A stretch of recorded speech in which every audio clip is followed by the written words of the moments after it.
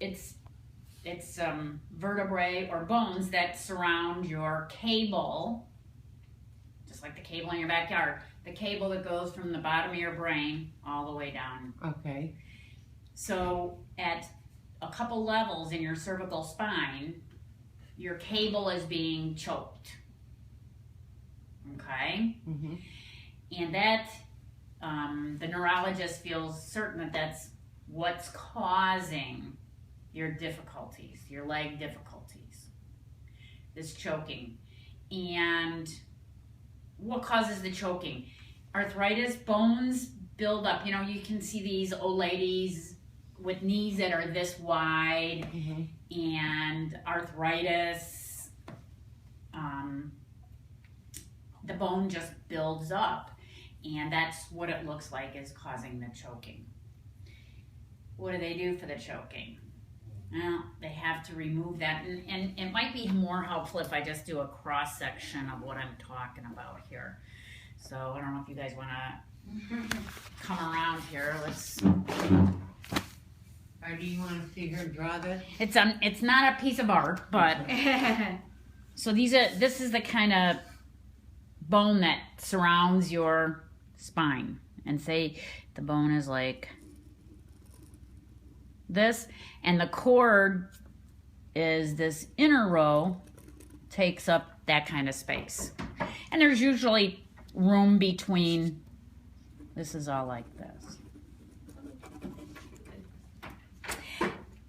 So here's your cord, here's your cable, all right, right in the middle here. They're saying that on the MRI, it shows that the bone is... When I had to go to the bathroom, I couldn't wait, so... She's already gone. Yeah, I went the road over here. Okay. So the bone is encroaching, it's growing, and it's encroaching on your cord. Okay. Here's your cord. So it's... And actually in a place or two, it's kind of squishing it. This isn't my specialty, though I've had many patients with this. At a point, the only thing they can do is surgery. Okay? Dr. Rowe, the neurologist, that's what he says is required. And what do? They just remove that part of bone to make room and to quit the compression. So, and it may be at several levels. It may not be just one level. It may be multi-levels. It's a big surgery. It's a big surgery for you, for me, bigger for you. You have multiple medical problems. The good news is your heart just got fixed within the last couple years, so that's good news. It should be as good as it gets. That's good. Your blood vessels have been perfused nicely. We found out you did not have a stent put in this last time. The right leg? That one that you just had done? The right leg. Wasn't a stent. I didn't think so, because I think he went down that thing with a roto-rooter. He did. Well, with a plastic. With a plastic, with a balloon blow up. Yeah, exactly. But that's one of the things that delayed us, because we had to prove to MRI that you could have it without causing you to spin around on the MRI machine. So this is a big surgery. Your kidneys are one of my big concerns, because you're right at the tipping edge of dialysis. And post-op courses, you get a little dry, you get a little wet.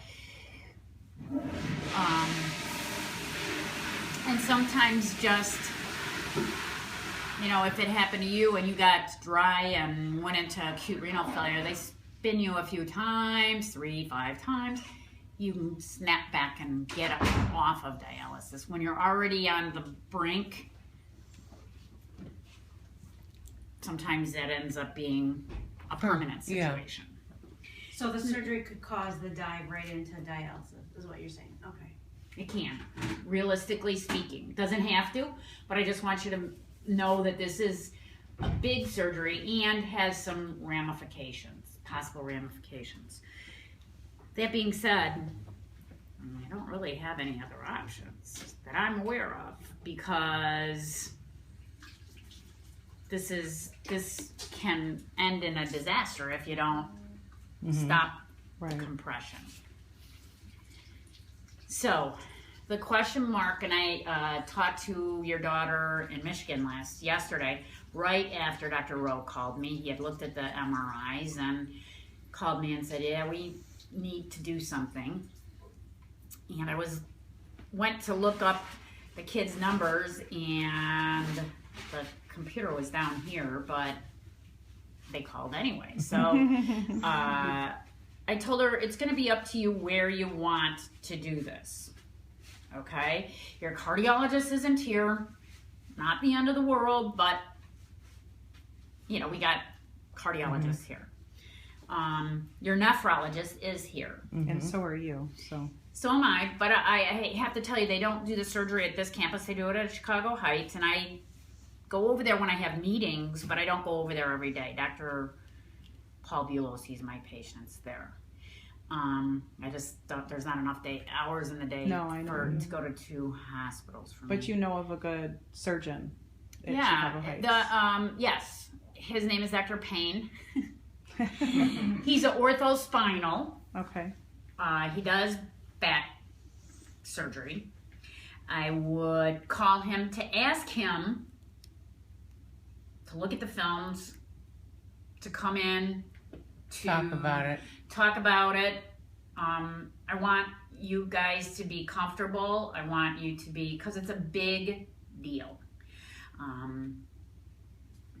The therapy is off the table right now. It's not what you need. Right. You need surgery. Okay. So, I can actually call him today and see if he's around, if there's a chance that he can stop by today or tomorrow. I know your whole family's here. Yeah. Okay. Yeah. And talk about, what the risks are, and the alternative of having nothing done means I just keep falling. Yeah. Surgery is looking like your only option, it sounds like. Yeah, not only do you keep falling, but it chokes it more, and then you're going to lose more than just your legs. Okay. Everything below the cable, below here, stops working. Okay. Including breathing, Okay. Yeah, if you could call him and see if he could come here, that would be great. I don't know if he's even in town. Yeah. I'll find out. I do have his cell phone, and I communicate pretty regularly with him. So does he need to come in to talk to her, and then we'll find out like a day? That's probably He's not going today for surgery or anything. No, I know, but that's just probably one of the biggest things we'd want to know is when, so we can all make arrangements. And And you would suggest Chicago Heights. You would. Yeah. Out of all the other places. Well, that's the only place they don't do it here. I know they don't do it here, but there's Chicago Heights there's is an 20 option. people. There's 20 places in the city of Chicago that do it. If you were compelled to go elsewhere, I would call. The hospital has a contract with Rush for a lot of their brain drainages and stuff like that. And, Dr. Payne doesn't do brain; he does spine. Yeah. But I would at least hear him out, see what Sure.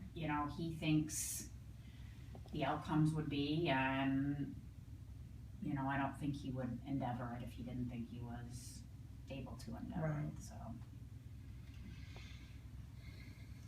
You guys have all your answers? It's not. It's good. It's good and it's not good. It's good because at least we have an idea of what's the matter. And I didn't feel as good about that yesterday, and I told Artie and her that if we didn't come up with anything, then I had concerns that melanoma could be a culprit. I have a better feeling that this is the culprit. Like I said, I don't think this is my expertise, but it is the rehab guy's expertise, the neurologist's expertise. Yeah, so. Well, I mean, the facts are there. She definitely has significant stenosis that it's that in itself will cause. Correct. Once that's taken care of, if there's something else down the road, then you deal with that. Right. But either way, she'd have to have that done. Yes. Yeah. He's not my big brother. He's my little brother. Pretty big today, though. All right, so you're gonna call Dr. Payne and see if he'll come over. Yeah, I'll see if he's in the neighborhood.